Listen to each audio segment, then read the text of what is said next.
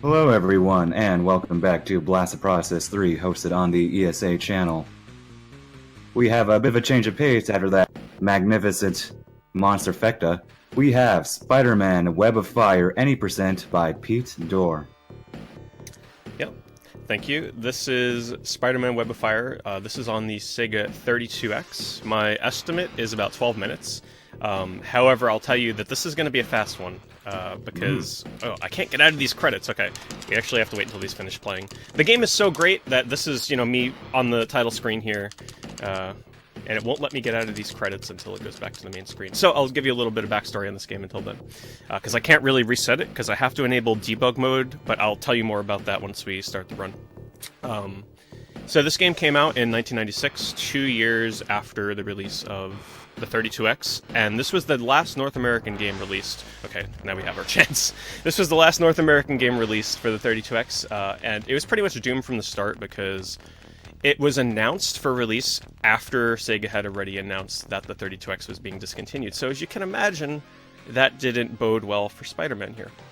As a result, this game, I also still can't press start here, so just give me a moment.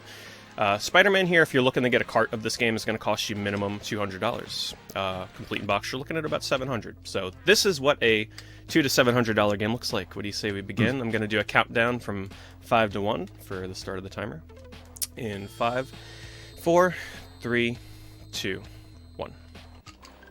All right, and I'm going to be quiet here for the first few seconds because of this jump.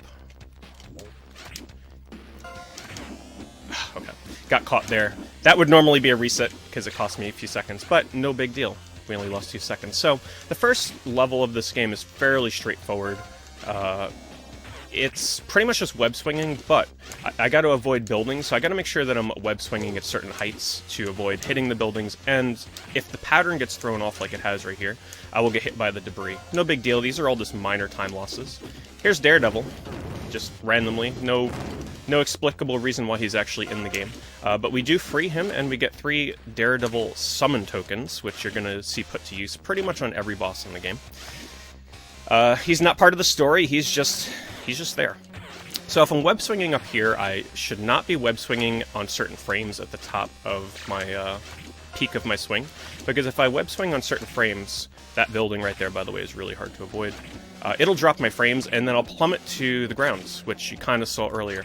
Also, you're going to notice visual glitches. Those are just the game, or my 32X, so please ignore them. Alright, so, first boss, Dragon Man. Good, got the web swing. That means that I only need to summon Daredevil one more time, and he's dead. He's dying off screen right now. So we're just going to come up here, get a little bit extra safety web, and destroy the generator, which will end the level. Alright, here's where things get fun. Also, this game is a little hard for me to read chat, because it's pretty much non-stop for the first few levels, but I'll do my best. We're going to do some clipping. I need to be completely silent for these, though. Hold on. Because if I mess up the clips, I can actually soft lock on every clip in the game, so I gotta be extra careful. I need to be quiet here too, because this is one of the harder ones. Unfortunate. If I'm fast enough, I can make it through here without having to deal with those robots hitting me and knocking me out of the clip. But you gotta be really fast. Also gonna climb across here and then drop down, because the timing can be a little tricky to drop down immediately without hitting the electricity beneath me. There's actually generators below me right now, so if I drop an input or swing too low, I'm pretty much dead if I fall down there, because jumping over the electric generators is quite difficult and usually just results in me dying. We're going to be coming up on another clip here in a second.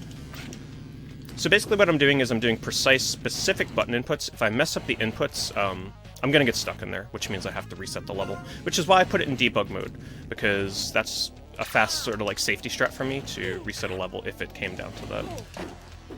Don't utilize debug mode for any other reason. Oh my god. This guy's being a real little pain there. Alright, so we're coming down to the second boss now. I think this guy's name is the Eel. The bosses, as you can tell, are very well-known villains from within the Marvel Universe. Spared no expense in who they decided to put in this game. Okay, so this level's a little bit more straightforward than the last. Thankfully, no clipping. We're going to go out of our way here to get some safety marathon health and safety marathon web on the bottom of the screen there. And this one is pretty much just going to boil down to me making sure I'm avoiding these mines, making sure I'm not swinging too low to avoid the cars, and just grabbing health if possible when I can. Also, another thing you're going to notice about this game, the web and the health are persistent throughout each level, so I can't sort of like complete a level with no health or no web, because the next level it's going to carry over, so I need to be conscious of that the entire time through, which is why I route in sort of safety measures to make sure that I'm not running out of web at certain points or health, which would be pretty bad, obviously. Okay, I need quiet for this one as well.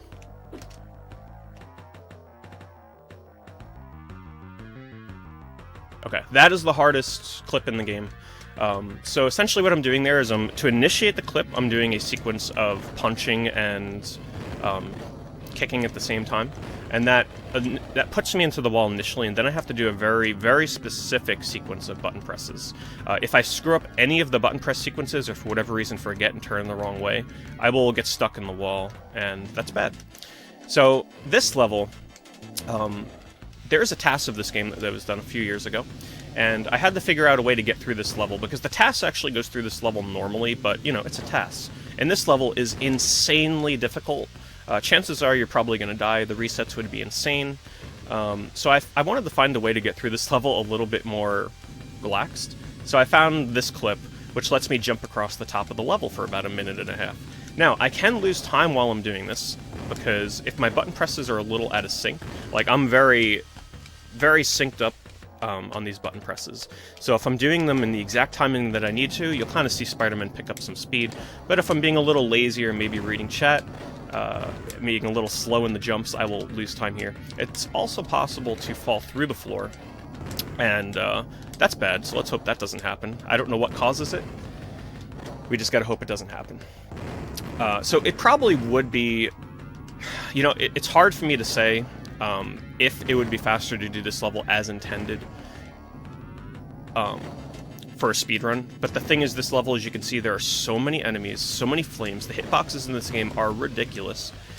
So to go through this level even fast, not on a task, I think might still be slower than just doing what I'm doing here. And if anything, it looks really janky and fun. So I gotta fall back into the level there, otherwise the game will soft lock. Pretty common theme, right? Come up here, get another Daredevil summon him twice, and then that means I only have to hit this guy with 2 kicks. And he's down, and destroy the generator, and that's that boss.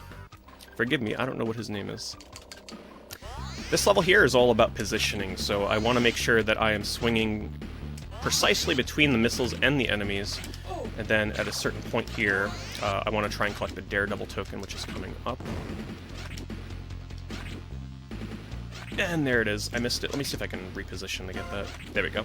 So that Daredevil summons count as 3 hits in a boss fight, so I probably saved about a second there by going back and picking that up.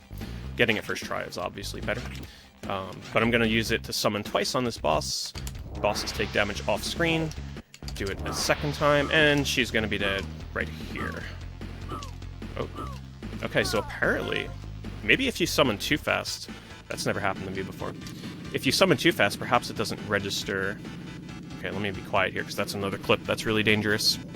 Maybe it doesn't register the 3 hits. Interesting to look into. So here I just clipped out, and we're just climbing on the outside of the level to the top of what is probably one of the more annoying sections of the game. One of the cooler looking portions, one of the only levels that actually shows you what the 32X can do in terms of graphics, which isn't much with this game in particular. So we're going to collect a little bit of safety web here, not something I'd normally do. This is the second to last boss in the game. I got to be fast and try and clip through the wall before she hits me. Good. She got caught up there. So this is a level where it's going to look... Oh, she's following me out through the wall. Got to be fast. She creates a lot of slowdown. It's also, as you can tell, if I get caught on corners here, it creates this flipping animation, which is obnoxious and really slow. Nothing I can do about it. It's going to look like I'm playing through here really sloppy, but that's simply because this part of the game is insanely difficult. Casually, it took me a couple hours to beat this level alone, because you have to get through here with just a single life bar, and it's a really long level. And of course, there's the final boss, which is still coming up. Normally, in a run, I would not speak at all while doing this portion of the game, because I have to stay hyper-focused to kind of remember the level layout of this, as it's really long. Enemy placement comes so fast. Okay, well, here's the final boss. So we're going to come down here, and clip out here, and bypass the entire final boss. Final boss is actually 3 phases. It's quite a long fight. The TAS was not aware of that clip, which I thankfully found myself because the final boss is kind of a pain. So yeah, that's the final boss. You're never going to see him. We're going to get safety web, another marathon safety strat here, extra health, and then we should be good to get to the end. The end of the run is actually coming up here in approximately a minute. So yeah, my estimate was just accounting for soft locks and a potential death in this level in particular. So it's a very fast game. Very fast. So if I don't make any mistakes here, we should be coming up on the end fairly soon.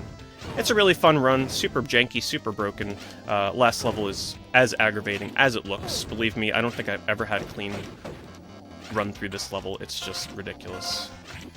I actually started mapping this level out with like a grid cartographer program to try and help memorize it. Okay, we're coming up on the end of the run here in 3, 2, and time. GG.